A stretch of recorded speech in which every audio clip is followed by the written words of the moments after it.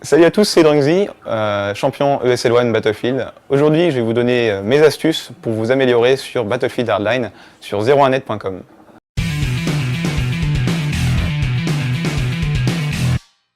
Donc on est avec Florian, notre champion ESL One.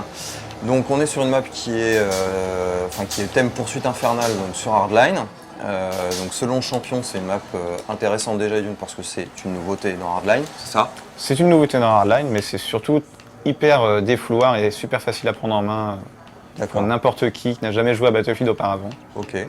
Donc si j'ai bien compris toutes les explications que tu as pu me donner, on est à mi-chemin entre un espèce de capture le point en essayant justement de capturer des véhicules, et puis un mode un peu plus deathmatch où grosso modo il va falloir se mettre un peu sur la courge, il va falloir se taper dessus, il va falloir tuer des gens. Ce que tu montrais sur la carte, c'est que effectivement il y a le choix du véhicule au départ. Donc je suppose que tu es finalement très tributaire de tes alliés dans ce mode-là. Il faut que le conducteur soit bon et que le tireur soit bon, histoire que tu puisses amasser un max de points. Alors c'est exactement ça. Il faut donc essayer de capturer ces véhicules, donc simplement rentrer dedans. Ouais. Mais pour pouvoir les capturer à proprement dit, en fait, il va falloir conduire autour de la map et garder une certaine vitesse pour ne pas perdre le contrôle du véhicule. C'est-à-dire que si tu dépasses une vitesse, si tu as une vitesse trop faible, tu ne vas plus avoir le véhicule sous capture. D'accord. Donc il faut avoir un maximum de véhicules sous le contrôle. Et en face, il faut essayer de détruire leur véhicule pour qu'en ait le moins possible, évidemment. D'accord. Donc en imaginant que je joue avec des potes, le mieux c'est d'arriver à tous se mettre dans la même escouade, un peu comme dans Battlefield 4 C'est finalement. vraiment, c'est toujours dans l'âme de Battlefield, hein. Les escouades c'est super important, c'est un moyen de gagner beaucoup de points. Et puis c'est un moyen de vraiment réussir à prendre les objectifs, étant donné que l'avantage d'être en escouade, c'est qu'on peut réapparaître sur les alliés, donc sur nos 4 coéquipiers de l'escouade, c'est l'escouade de 5. D'accord. Donc oui, c'est un vrai avantage. Donc beaucoup plus de points, un team play facilité dans la mesure où on a des points de réapparition facilités. Hop là, Donc lui, on lui dit au revoir. Donc finalement on se met dans la même escouade, donc c'est peut-être ça finalement la première astuce, c'est quand on joue à plusieurs à Battlefield avec des potes, le mieux c'est d'essayer de se mettre dans la même escouade, ou en tout cas si on arrive et qu'on joue tout seul, qu'on n'est pas forcément avec des amis, essayer de se placer tout de suite dans une escouade, on va dire assez garnie, avec pas mal de monde, histoire de pouvoir travailler ne serait-ce qu'en équipe, et travailler avec ses coéquipiers. C'est ça? C'est exactement ça. Bon, super, bon ça va être, c'est vraiment la première astuce pour réussir à au moins gagner plus de points, étant donné que travailler en équipe, c'est vraiment ce qui va aider à gagner des points sur Hardline. Il y a deux façons de gagner des points, c'est soit en faisant des kills, mais bon, Battlefield c'est très orienté team play, donc le travail en équipe, donc tout ce qui est réanimation, suivre les ordres du leader de l'escouade, va permettre de réaliser un maximum de points dans une partie. D'accord, ok. On peut dire en fait que c'est, pour avoir joué de nombreuses parties sur Hardline déjà, si je le voulais, je pourrais faire des tours de map entiers en suivant juste les objectifs, en prenant des objectifs, en réanimant mes coéquipiers, en leur donnant des munitions, en réparant les véhicules. Je pourrais être premier d'une partie assez facilement. Voilà, sans tuer personne. Exactement. On va dire peut-être un petit headshot, un petit tir dans la tête comme ça, histoire de en passant, mais juste en remplissant finalement les objectifs de la map ou du mode, c'est ça. Je peux très bien arriver en haut du classement. Donc finalement, c'est pas le skill, entre guillemets, donc finalement ta capacité ou ton aptitude à tuer tes adversaires, à savoir à anticiper leurs mouvements qui comptent, en tout cas dans ce mode-là et dans Battlefield en général, c'est aussi de savoir réaliser les objectifs de la map. Exactement. D'accord, ok. Bon, donc là on est on patiente pour une nouvelle poursuite infernale. Si tu avais une deuxième, on va dire, astuce à donner, donc là on a bien compris, travailler en équipe c'est important. Et si tu avais une deuxième astuce à donner, ce serait quoi? Appliqué typiquement à poursuite infernale, mais peut-être aussi plus appliqué à Hardline en général. Est-ce qu'il y a une astuce un peu comme la première finalement, qui s'applique à presque tous les modes de jeu? Alors là j'en ai une qui va être un peu spécifique du mode de jeu poursuite infernale. C'est étant donné que c'est un mode de jeu qui est très orienté vers les véhicules, la bonne idée c'est d'être en ingénieur sur cette map.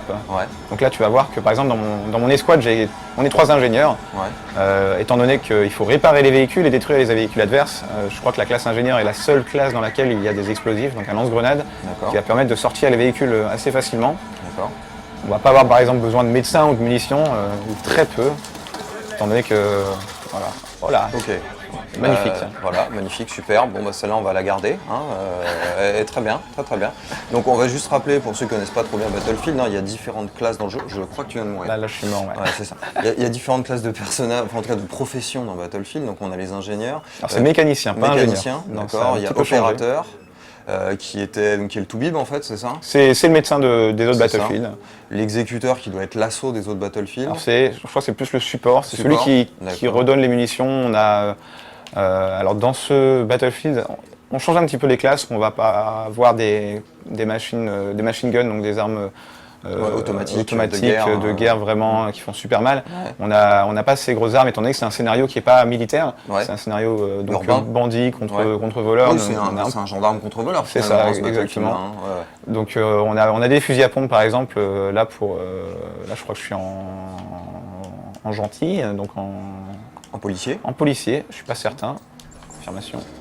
A je sais pas priori, je pense que si tu as le signe police à côté Oui, de ça tes doit munitions, vouloir dire ça. doit peut-être... Ah, tiens, tu viens de te faire traverser Ah, par je un allié, c'est pas mal. super ce gentil de concept, sa part. C'est ça. Donc sur le mode infernal, finalement, donc l'astuce était, puisqu'on en était là-dessus, avant de partir en digression, c'était de finalement jouer une classe ingénieur, histoire de pouvoir réparer les véhicules, les sortir ceux des alliés peut-être plus facilement au moyen d'explosifs, c'est ça? Alors ceux des ennemis de préférence. Oui, c'est mieux, ouais, c'est pas faux. Ouais. Donc ceux des ennemis au moyen d'explosifs type lance-grenades, etc. Exactement. Et pouvoir réparer les tiens, c'est-à-dire leur donner une plus longue longévité, pouvoir faire plus de tours de map finalement, C'est et ça. donc faire tomber donc, ce qu'on appelle les tickets, pour ceux qui ne connaissent pas trop bien Battlefield. Il y a une logique de tickets en fait, hein, c'est des points qu'on gagne ou qu'on perd suivant la réalisation dans les maps. Donc là, finalement, en faisant plein de tours de circuit, en réparant tes véhicules, etc., tu as quand même plus de chances, en gardant tes véhicules en vie, si on peut dire, ça. de faire tomber les tickets de l'équipe adverse beaucoup plus rapidement. Voilà, donc c'est des points de réapparition en fait à la base les tickets. On appelle ça un peu comme ça. Il y a deux façons donc de faire tomber les tickets. Soit en faisant des kills. Donc Ouais. si on meurt, eh bien ça fait un point. Là, j'ai pas le bon kit. Ça fait un point de réapparition en moins pour l'équipe dans laquelle on est. Si on contrôle donc les véhicules, on fait tomber des tickets en face. Donc le plus on en a, plus ça va tomber vite. Ouais. C'est ces deux façons de faire tomber les tickets D'accord. adverses. C'est un cercle vertueux, c'est-à-dire que grosso modo, plus j'en amasse, plus ça tombe vite, moins j'en ai, Ouais. moins je vais galérer. Et donc pour inverser la vapeur, bah, soit il faut que je tue, soit il faut que je... Alors à noter que quand même sur ce mode de jeu, ça va être plus compliqué de faire tomber les tickets avec les kills, étant donné que les véhicules sont vachement... c'est vraiment centré vers les véhicules, Ouais. donc c'est vraiment ces véhicules qui vont faire tomber les tickets D'accord. adverses. C'est super difficile de réaliser des kills sur ce mode de jeu, étant donné qu'on n'a pas beaucoup de situations, sauf comme ça. Voilà. Tout en essayant d'écraser l'adversaire. Voilà. Où on va pouvoir faire des kills. Donc, D'accord. Ok. je pense que même c'est limite impossible de gagner une partie de poursuite infernale juste avec des kills en fait. D'accord. Alors on va quand même faire une toute petite précision de point, hein, une précision qui est importante. C'est que Florian en fait est un joueur sur PC et comme on s'est dit que champion, on allait le mettre un peu en difficulté, donc on le fait jouer sur Xbox One. Hein. Voilà. Donc par contre, si vous le croisez sur un serveur, vous avez des chances que ce soit sur PC et donc là, faites pas trop les malins parce qu'a priori, je pense qu'il vous allumera à peu près tous. Mais je vous autorise à vous moquer de moi sur cette vidéo, il n'y a vraiment pas de souci. D'accord, donc, et en plus, on pourra lâcher des coms, on va Allez-y. dire, plus ou moins Lâchez-vous. sympathiques. Voilà, on peut se lâcher, la critique est acceptée. Tiens, Voilà, d'ailleurs, tiens, que tu viens de surtout te- sur cette action-là d'ailleurs. Voilà, Hein. je pense que voilà. Ça fait la troisième fois d'ailleurs que je me fais écraser dans cette partie. D'accord, Un vrai plaisir. c'est sympa. Donc là, ok. Donc Je vais prendre le mécanicien parce que c'est beaucoup plus efficace quand même. D'accord. Donc là, on est sur la map type tactique de Battlefield, hein, ce dont on parlait au tout début, hein, finalement, de la vidéo. Voilà, on retrouve cette espèce de map tactique vue de haut, avec sélection des véhicules disponibles, on voit ses alliés se déplacer, on voit les ennemis se déplacer en fonction de la position de certains. Oh, un petit tour en hélicoptère. Allez. Au joystick, au pad, d'accord, ok. Alors en c'est fait, parti. il y a un truc qui est super sympa sur la console, c'est que les véhicules aériens sont super faciles à contrôler en fait. Oui, avec un alors joystick. sur C'est PC, fait c'est pour. la galère quand même. C'est la galère. Faut Alors quand voilà, même, c'est pour ça que je suis super nul avec les véhicules aériens sur PC. Ouais. Et j'ai pas trop de problème à piloter un hélico en fait sur console. D'accord. Ça vient assez naturellement de piloter D'accord. un hélico. Ouais, parce que je me souviens dans BF4 avoir pris une fois un avion de chasse. Je pense avoir été la risée de mon équipe toute Voilà. entière. En fait, moi j'ai arrêté de prendre des avions après avoir essayé. D'accord. Ouais, parce qu'effectivement, les volants sont très compliqués à manier. Ça, c'est clair. Bon, bah, on va embrayer sur peut-être la troisième astuce. Alors, est-ce que tu as. Bon, peut-être pas propre, ou si tu veux qu'on change de map, on peut tout à fait changer de map, c'est aussi possible, on peut s'en aller comme On des peut faire voleurs. ça, ouais. Peut-être sur un autre mode, ou en tout cas peut-être sur un autre. Peut-être dans une autre dimension, une dimension peut-être plus générale de battle. Qu'est-ce qui fait que, grosso modo, je vais arriver à fraguer, ou en tout cas avoir peut-être moins de mal à évoluer dans le jeu? Est-ce qu'il faut avoir des connaissances particulières? Je suppose que connaître la map, déjà, c'est un bon début. Alors c'est vraiment important la map, ça dépend encore du mode de jeu évidemment. Ouais. Il y a des modes de jeu qui nécessitent d'avoir une connaissance de la map assez poussée. D'accord. Surtout les modes super tactiques du jeu, par exemple braquage c'est un mode assez tactique, Ouais. Contra est aussi un mode tactique et on va voir encore sauvetage. Donc, Ouais. ce sont des modes qui sont vraiment orientés vers par exemple le scénario infiltration D'accord. du jeu, donc réaliser des objectifs volés, le butin dans un coffre par Ouais. exemple. Et on va avoir des modes qui sont un peu plus défouloirs, donc comme la poursuite infernale qu'on a joué juste avant. D'accord. Ou argent sale, ou encore match à mort, donc le mode qu'on retrouve. Ouais. On a toujours la conquête pour les anciens, de Battlefield, Pour les fans les puristes. de la première heure, ouais. Mais ouais, la connaissance de la map est super importante. Après, Ouais. je pense qu'il y a un truc qui est assez important aussi, c'est trouver en fait plus ou moins la classe, le kit entre guillemets, qui va convenir à son style de jeu. D'accord. Par exemple, si je prends le mode braquage, on a besoin d'un petit peu de tout dans ce mode-là. Ouais. Le professionnel, donc le sniper entre guillemets, va pouvoir être efficace pour couvrir un objectif. Ouais. On va avoir l'opérateur qui va être vraiment utile quand il va s'agir d'essayer de rentrer dans le coffre. Donc il soigne l'opérateur, il peut aussi réanimer ses coéquipiers. Donc on va faire ce qu'on appelle un rush vers l'objectif, on va pouvoir réanimer les coéquipiers qui tombent. On va avoir ensuite le mécanicien qui va permettre de couvrir en arrière avec les explosifs. Ouais. On a aussi du côté, alors la dernière classe, je crois que c'est, alors j'ai pas le souvenir du nom de la dernière classe, que ça change d'un Battlefield à l'autre, mais la dernière classe permet d'avoir des charges explosives, donc le soutien, c'est ça, c'est le soutien. Donc ce qu'ils appellent, je crois, là c'est alors on avait le professionnel et puis c'est pas mitrailleur, mais enfin bon, son icône c'est des petites balles, je crois. Oui, c'est ça. Alors c'est le soutien en fait de tous les Battlefield. Ouais. Il a aussi, je crois, un bouclier type Riot Shield, comme je l'appelle. Anti-émeute. Anti-émeute, c'est je peux exactement mettre ça. juste devant mon adversaire, mon allié, pour éviter qu'il se prenne des grosses bastos dans la tête. Et j'ai fait plusieurs scénarios sur le mode sauvetage. On s'est amusé à prendre un petit peu n'importe quoi, un peu toutes les classes. Ouais. Et en fait, on peut réaliser des scénarios d'infiltration assez sympathiques où on va voir une personne avec le bouclier en avant qui va permettre par exemple de couvrir l'explosion d'un mur derrière, qui va permettre de réaliser une infiltration dans un autre accès qui n'était pas prévu initialement, mais avec la destruction, on va créer d'autres accès à travers la map. Ouais. Donc on peut vraiment utiliser toutes les classes sur ce Battlefield, à plus forte raison que les autres Battlefield précédents, où on avait une classe qui ressortait plus que les autres, c'était la classe médecin. Oui. Là, on a un équilibrage assez intéressant tu trouves les classes plus équilibrées dans Je les trouve plus équilibrées sur Hardline. Ah ouais, d'accord. Parce qu'effectivement, je me souviens avoir vécu des batailles en 32 contre 32 sur BF4 où grosso modo il y avait plein de toubibs et puis alors c'était bien parce que t'avances puis tu te fais soigner tout le temps, t'as l'impression d'avoir plein de toubibs à tes fesses qui te pendent des piqûres, te mettent des sparadraps, des trucs machin, donc toi tu peux avancer sans trop mourir. Ouais, c'est ça. Et in fine, dès qu'il y a besoin d'avoir un peu d'aide, c'était un peu galère parce que on était 2-3 à utiliser des armes automatiques et à pouvoir tuer les gens et puis avoir plein d'armes.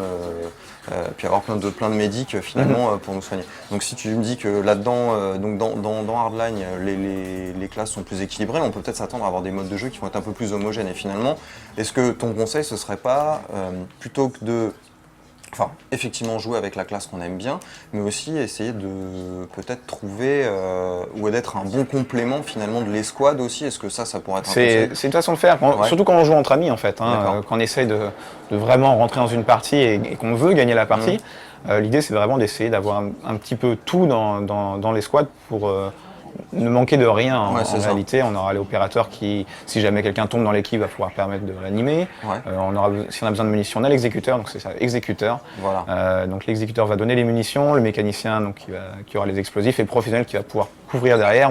On peut vraiment, on va avoir besoin de ces personnes-là dans une escouade. D'accord. Donc c'est une très bonne idée d'avoir un petit peu de tout. Non, un peu de tout. Ok. Donc là, on est en mode braquage. Là, on est en mode braquage. C'est ça. Donc là, grosso modo, on va rappeler pour ceux qui connaissent pas trop bien Battlefield que Battlefield, c'est un des seuls jeux, faut le dire, faut lui accorder ça quand même, où grosso modo le décor, on peut à peu près le raser de bout en bout. Enfin, en tout cas, il y a énormément d'éléments qu'on peut détruire. Exactement. Alors dans BF4, donc dans Battlefield 4, on pouvait, et dans les autres Battlefield, bien sûr, on pouvait détruire le décor à grands coups de char, d'explosifs, etc.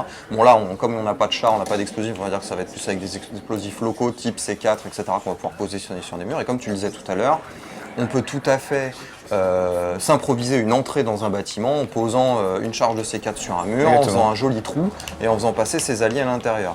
Mais ça peut être aussi à double tranchant, c'est-à-dire que de créer finalement une ouverture donne finalement une indication à l'adversaire à peu près de là où tu as envie d'aller. Et grosso modo, tu as quand même une chance qu'en créant une ouverture, plus tard, on t'attende quand même à l'autre bout et qu'on tire comme un lapin dès que tu vas montrer ta petite tête. Exactement. D'accord. C'est une ouverture dans les deux sens en fait. C'est ça, voilà. Tu te crées une opportunité, mais finalement tu vas créer aussi une opportunité à l'équipe adverse pour finalement, ça va être, alors finalement c'est un point de plus à tenir.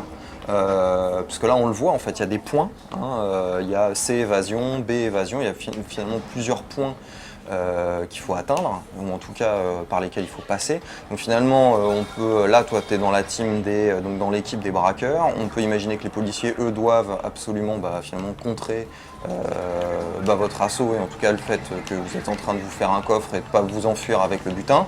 Donc eux doivent tenir ces points, vous devez passer par ces points, les capturer, etc. Finalement les tenir ou les défendre en créant des opportunités tactiques, c'est aussi finalement une tactique, c'est-à-dire que tu te crées des points supplémentaires, donc ça peut être un moyen aussi de disperser l'équipe adverse. C'est ça, c'est une façon d'ouvrir un petit peu la map. D'accord, ok. Donc histoire de ne pas rester finalement sur des schémas comme on peut les connaître dans des jeux type Counter-Strike, etc. où là finalement c'est du couloir, c'est de la map on va dire très dure, c'est solide, on peut quasiment rien détruire. Voilà. Donc il y a des points qui sont des points de passage, etc. où finalement on sait qu'en se mettant à l'angle de caché accroupi avec le fusil de sniper derrière la carcasse de voiture, on a une chance qu'il y ait un mec qui passe et qu'on puisse lui mettre un beau headshot au fusil de sniper. Là finalement dans Battlefield ça va être beaucoup plus difficile de fraguer vu que finalement la géographie de la map peut changer à tout moment en fait en fonction de ce que vous faites. On peut, voilà, et encore une fois c'est en escouade qu'on va pouvoir s'imaginer, voilà, on va essayer de les surprendre, on va ouvrir ce passage là sur la map, ils vont pas s'y attendre, on va pouvoir les prendre à revers du coup. Et oui, la destruction est vraiment un point fort de Battlefield je pense.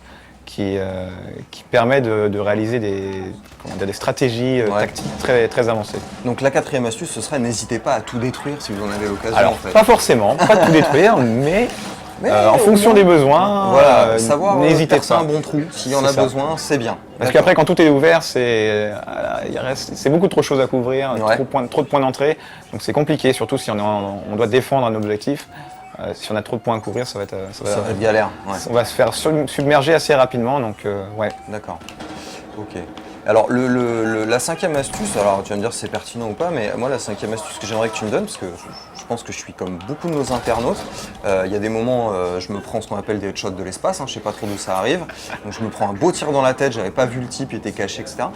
Qu'est-ce que toi tu pourrais me donner, alors tant aux joueurs sur console qu'aux joueurs sur PC, parce que je sais que tu joues sur PC, je joue sur PC, je vais faire une petite digression, pour moi jouer un FPS sur console c'est une hérésie, voilà, la digression est finie, vous pourrez m'insulter dans les commentaires, il n'y a aucun problème, mais jouer un FPS sur console, je suis désolé, je vois pas comment est-ce qu'on peut faire, donc jouer avec un clavier et une souris, c'est bien. Qu'est-ce que tu aurais comme astuce à me donner, comme tips, pour que j'arrête grosso modo de me faire déglinguer à tout va sans avoir la possibilité de tuer mes adversaires? C'est-à-dire que j'en ai marre de me retrouver en bas de tableau et j'aimerais bien un jour arriver sur le top 5 du tableau, donc arriver à caler des jolis headshots, arriver à anticiper le move des ennemis. On a dit tout à l'heure que connaître la map était important, mais au niveau du réglage, au niveau finalement du choix des armes, au niveau de mon équipement finalement, tant de joueurs que dans le jeu, quelles sont les petites astuces que toi tu auras à me donner en tant que joueur pro pour que j'arrête d'être en bas du classement? Alors, déjà, jouer beaucoup sur le travail en équipe, ça permet de réaliser des points assez facilement. Réanimer, donner des caisses de soins quand on a nos coéquipiers qui sont pas en très bonne forme. Voilà, c'est des points gratuits, on va dire. Et sinon, il faut faire super attention à comment on se place et à comment on progresse sur la map. c'est une très bonne idée de rester avec ses coéquipiers, pas forcément les personnes qui sont dans ton escouade, mais Ouais. ton équipe en général, D'accord. ne pas avancer tout seul devant, C'est ça, pas en jouer au mode lapin, Rambo, quoi. exactement.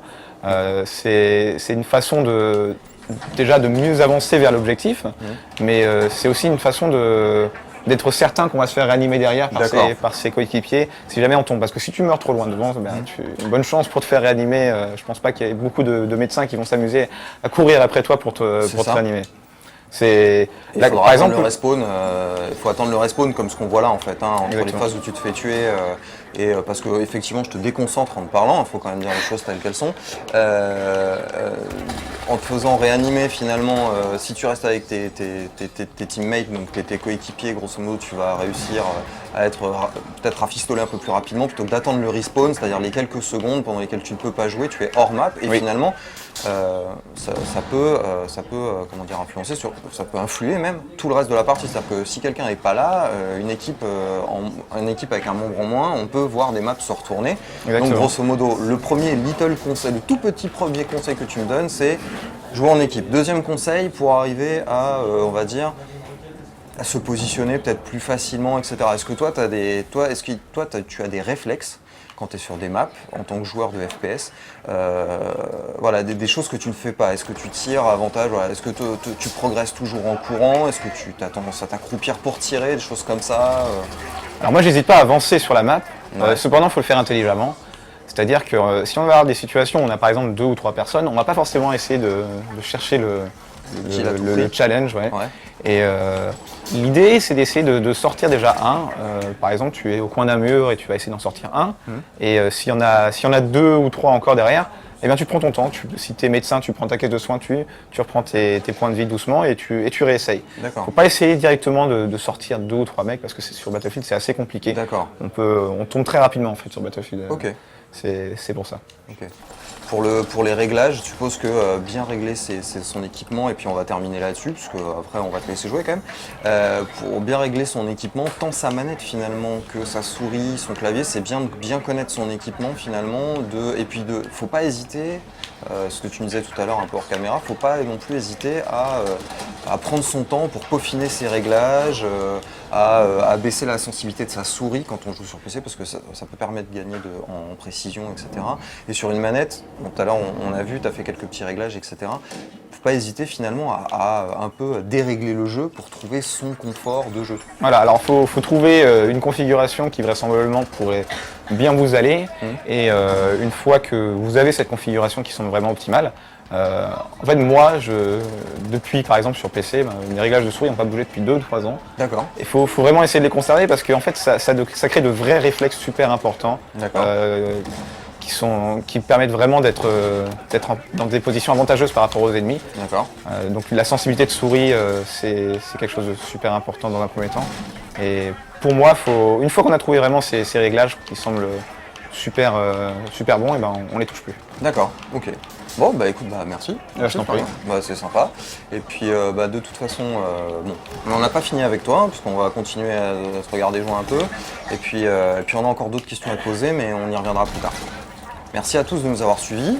C'était une grande première. Merci Florian de nous avoir fait cette petite démo sur Hardline.